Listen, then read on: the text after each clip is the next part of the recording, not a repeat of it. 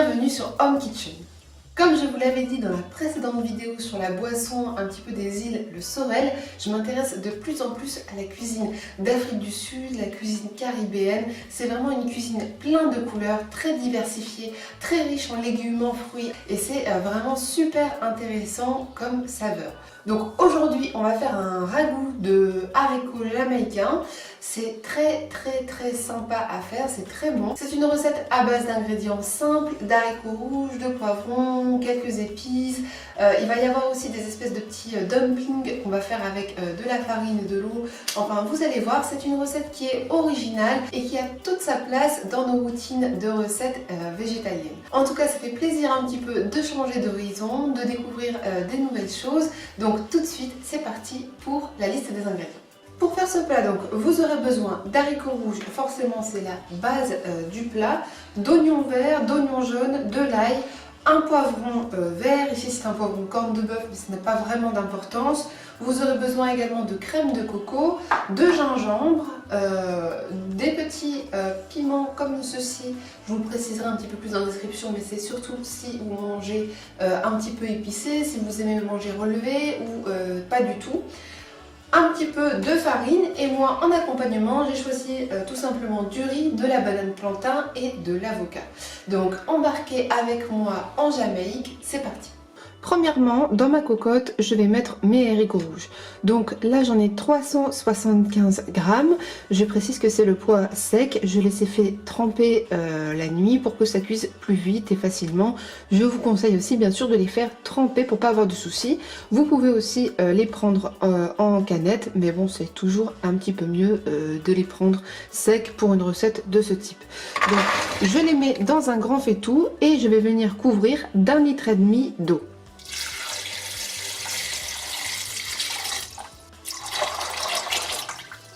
Et voilà, mes haricots donc partent en cuisson. Je vais mettre un couvercle. Vous pouvez mettre aussi une petite pincée de bicarbonate, ça aide à les rendre vraiment tendres. Par contre, surtout pas de sel, ça produit l'effet inverse. On assaisonnera quand ils seront cuits. En attendant, on va les faire cuire environ 3/4 d'heure, 1 heure. Et ensuite, on passe à la suite. Au bout d'1 heure de cuisson, vous avez des haricots qui doivent être cuits et juste un petit fond d'eau qui reste à peine au fond de marmite. On ajoute maintenant la canette de lait de coco.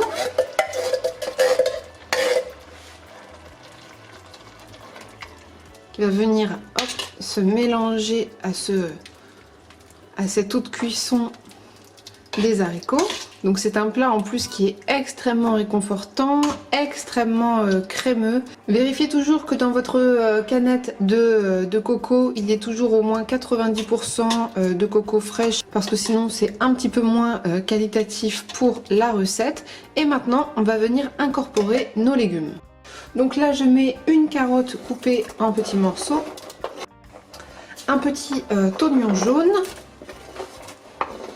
On rajoute également 3 gousses d'ail émincées.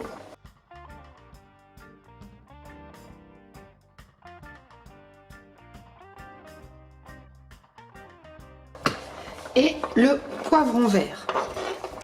On peut aussi ajouter ces petits piments caribéens, mais il faut faire attention parce que c'est assez fort. Donc moi, ce que j'en fais, c'est que j'en mets un seul, comme ça, ça reste middle. Maintenant, je vais aussi mettre le verre de petits oignons nouveaux. J'en prends une demi-botte comme ça et je le cisaille juste au-dessus de ma casserole.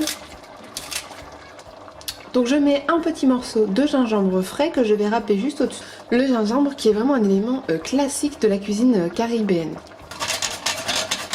Bien sûr, on n'oublie pas de saler généreusement. Un petit peu de poivre. Et surtout, on n'oublie pas une bonne grosse pincée de thym. Pendant que ça termine de cuire, on va donc passer au petit dumpling. Vous allez mettre 135 g de farine dans un saladier. Bien sûr, on l'assaisonne toujours avec une petite pincée de sel. Voilà. Et on va mettre 80 g d'eau. On mélange ça grossièrement pour faire une espèce voilà, de pâte minute qu'on va malaxer avec les mains. Il faut juste voilà, que ça donne un espèce de pâton. Hop, on ramasse la pâte et toute la farine qui traîne.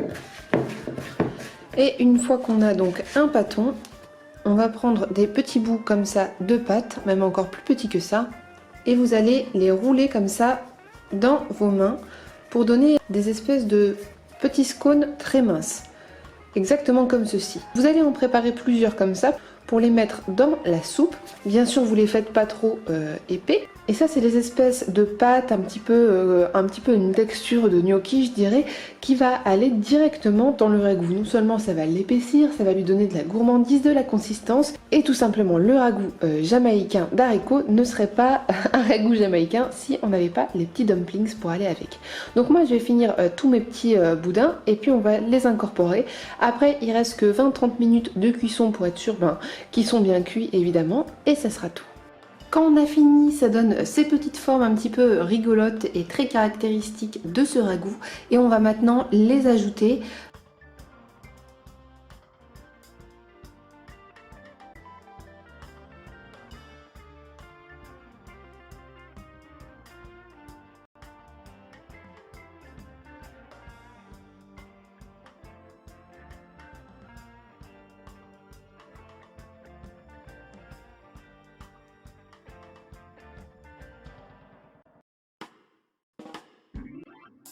Et voilà les amis comment je présente ce plat super réconfortant et super riche de ragoût jamaïcain.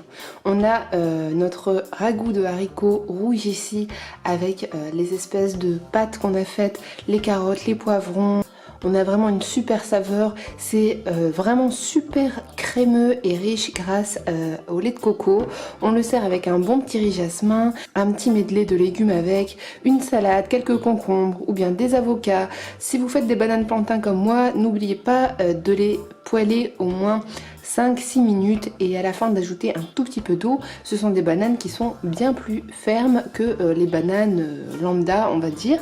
Donc j'espère vraiment que ce plat vous a plu. Laissez-moi vos impressions dans la barre de commentaires. J'espère que vous testerez cette recette riche en couleurs et je vous dis à bientôt sur Home Kitchen.